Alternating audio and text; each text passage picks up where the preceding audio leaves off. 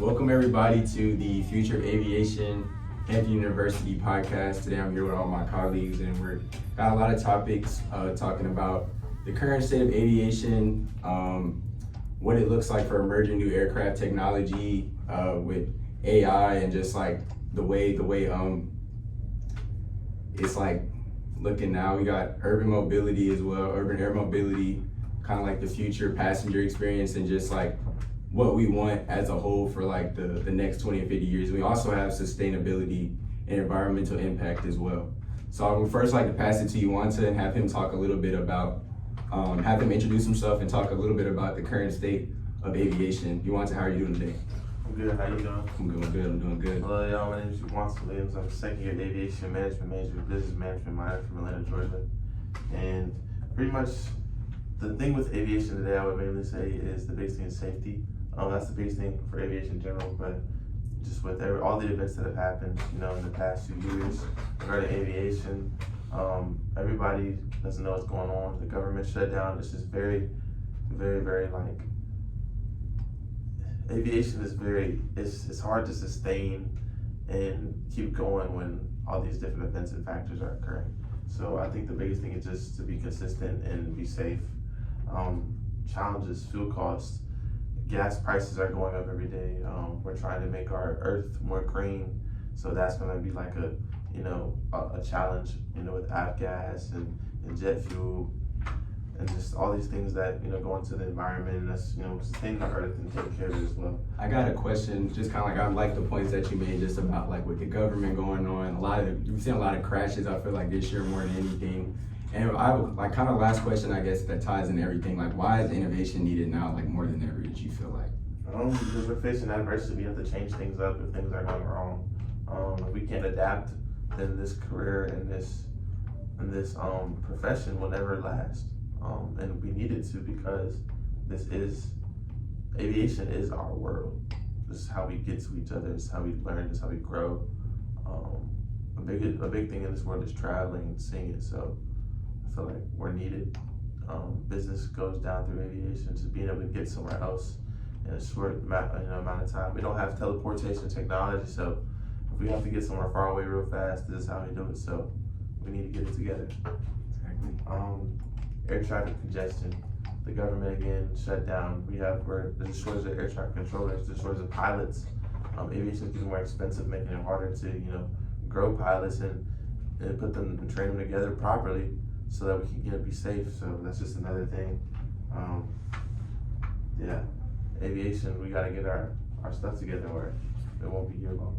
I completely agree with that. I completely agree. To kind of like, I guess, extend that, what you were saying, I want to go pass it over to Kai about emerging aircraft technology. Kai, how are you doing today? Hello, my name is Kai Ho. I'm a third year aviation management student with the concentration in air traffic control. And today I'll be speaking on behalf on electric aircraft and emerging technologies that we have today in the United States. So currently right now, in the future, we're now moving more towards environmentally friendly vehicles. In the process of doing this, we have made environmentally friendly aircraft.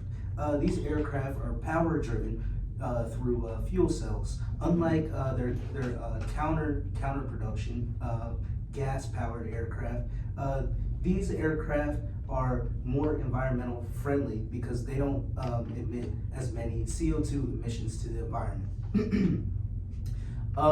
Unlike gas aircraft as well, these aircraft are way better in performance due to the fact that they kind of fly almost similar as like a Tesla. They are direct power driven, unlike larger airliner aircraft that are gas driven. They have to revolve around RPMs, which are revolution per minute or per second, which can fail dramatically due to the different systems and hydraulic systems going on throughout the aircraft. So electric aircraft are now being deemed more safe to be flown in the United States, and they are more environmentally friendly as well. And so it kind of gets, I really like the points again, what you made about just kind of like having these new aircraft. You know, we hear about it all the time. And another big thing I guess I'm hearing about now is like AI assisted flight. You know, you see in the military with like drones and stuff like that. Talk to a little bit about what is coming about with AI assisted flight, and talk a little bit about how the public use it. I know we got like Teslas, like you mentioned, you have like self-driving cars that pick people up. Some people thinking like this is cool, other people like, bro, like this low key scary. Like, you know, talk to me a little bit about that. Okay, so how I first look at AI assisted flight is, at first, all things must start on the ground. As you can see in the West Coast, you have AI-driven taxis and AI-driven taxis in other states, such as I believe that they have them in Atlanta. Yeah, they have them in Atlanta as well. So they were proven to be successful systems on the ground. So Sean Duffy, the leader of the FAA, is taking into account now emerging technologies into autonomous flight. Which is very much will be very much useful in the United States economy due to drones being able to deliver packages on time. Also due to eVTOL systems being able to pick people up, such as like drone taxis to send people to different locations, maybe around like a congested area. Like I believe in California, Los Angeles, it takes around it could take up to 45 minutes to drive around like 5 miles, which is kind of ridiculous. With the eVTOL system, such as a drone taxi, this can cut the shortest amount of time in taxi for around probably like 20-30 minutes, which is very much dramatic.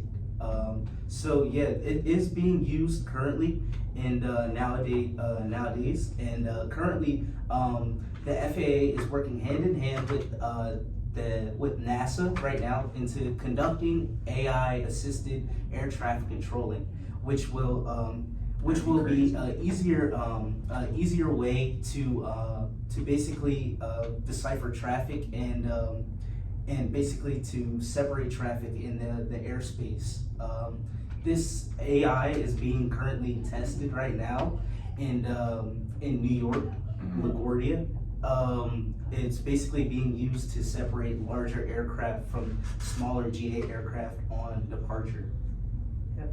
So that's what I have right now. That makes some great points. I know for me personally, I can't see myself, I guess, like trusting, I guess, completely in a commercial field with AI and some of this other stuff that's, you know, being brought out, because there's so much new technology coming out every day. So like in terms of like I said, AI assisted travel in a commercial sense, I don't know if I could get down with it, but for it to deliver packages and stuff like that, I definitely think that's really cool, and I think that's something I definitely want to see in the future.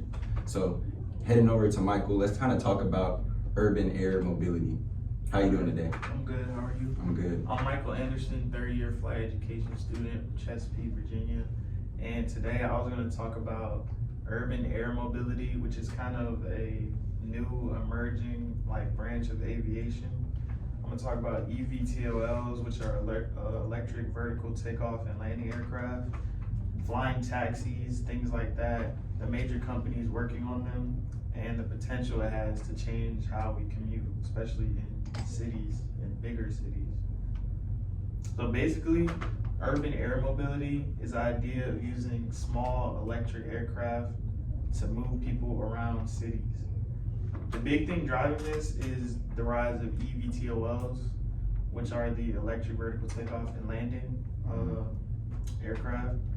And we think of them like drones that are just scaled up so that they could carry people. It's like the movies almost now. You're starting to see stuff like the Jetsons coming. I see what you're saying. It's pretty much the closest thing we're gonna have, like the flying cars. So they don't need runways. They're a lot quieter than helicopters, and they run on electricity, so the emissions are a lot lower. Right now, there's a lot of companies that are racing to be the first to bring these flying taxis into everyday use, everyday life. Some of the biggest names are Joby Aviation, Archer Aviation, and Lilium. Joby has actually been doing these test flights for years and is working very closely with the FAA. Archer has partnerships with major airlines like United Airlines. Lilium is in Europe, and they're taking a different approach with their it's like a jet style electric aircraft.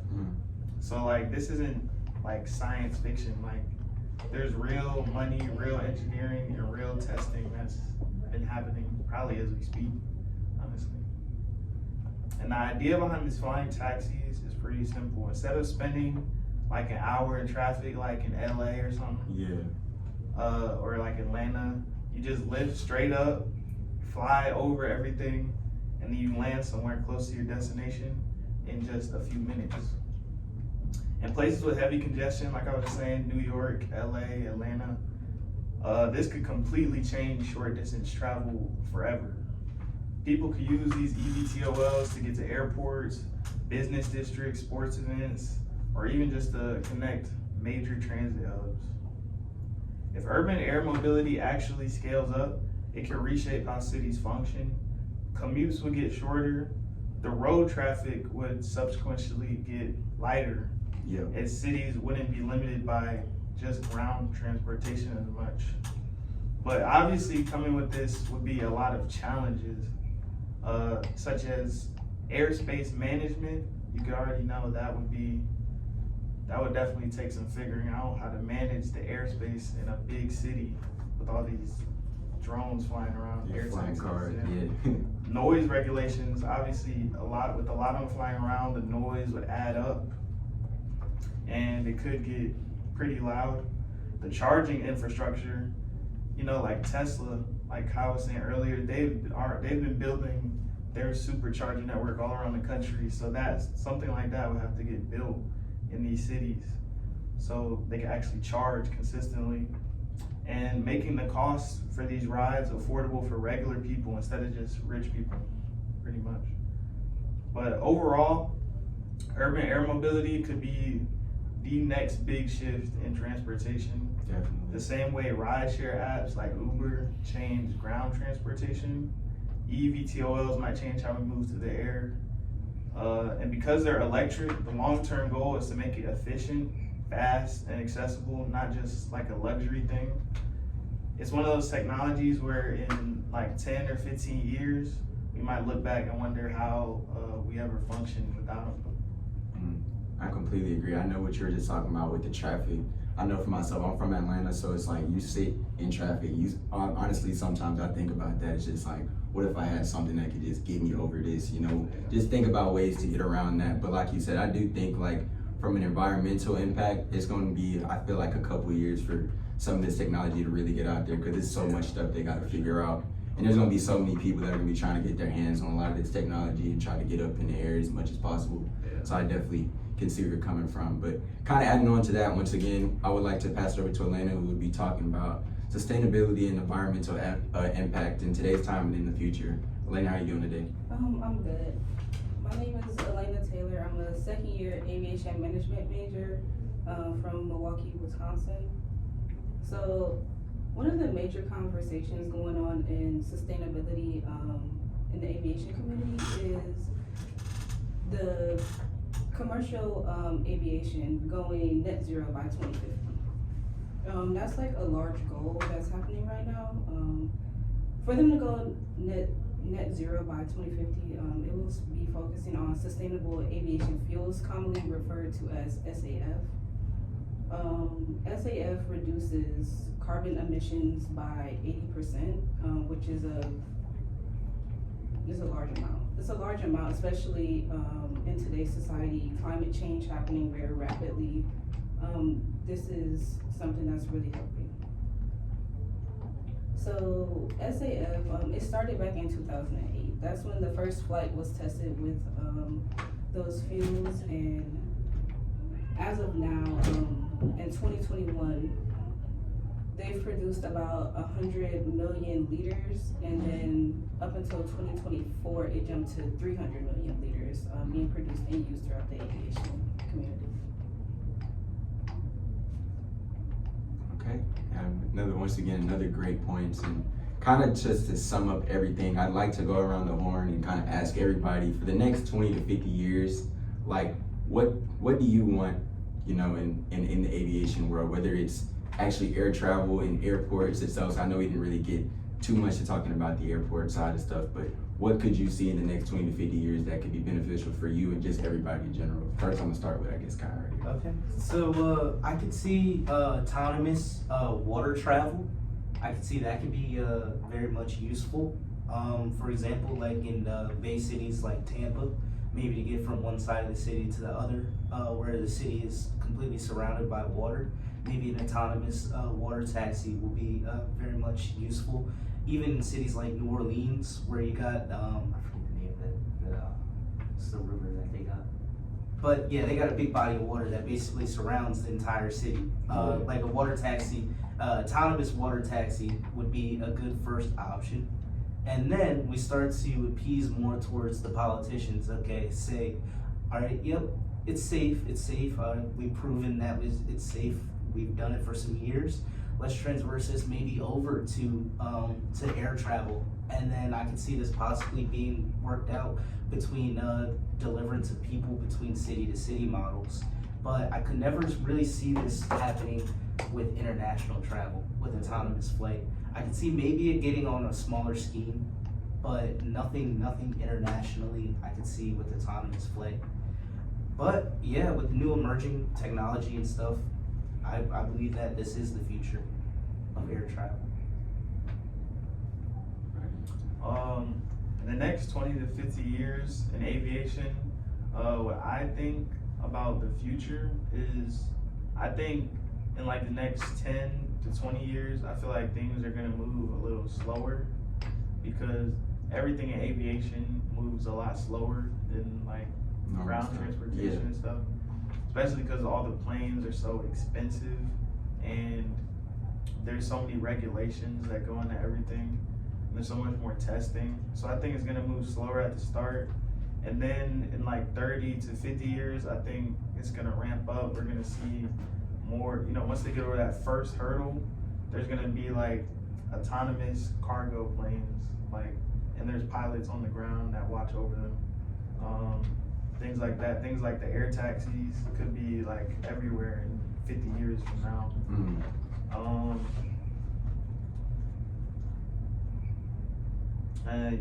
And I think there's gonna be a lot more AI in the cockpit of like airliner planes to kind of eliminate a lot of the human error that goes into it.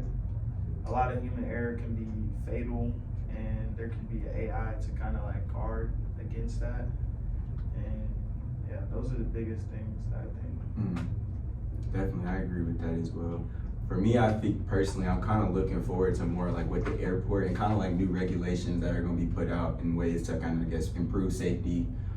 Maybe kind of also aid. I know I'm like talking about like mental health and stuff, going back to that, but talking about like new ways for the FAA to kind of implement new rules to kind of be a little bit more lenient or a little bit more understanding of the person flying the plane. And kind of just like I said, going back to the airport, kind of like how airports, I guess, are going to gain the trust of the passengers that are coming in, making them not feel as nervous, and just ways, I guess, for the airport to kind of like improve, I guess, maybe like wayfinding for people to get through with different ages coming in and out the airport throughout a daily basis, kind of just implement those new technologies that we're seeing, right now inside of the airport. I think that's that's the thing I'm most excited for, and that's what I really want in the next 20 to 50 years.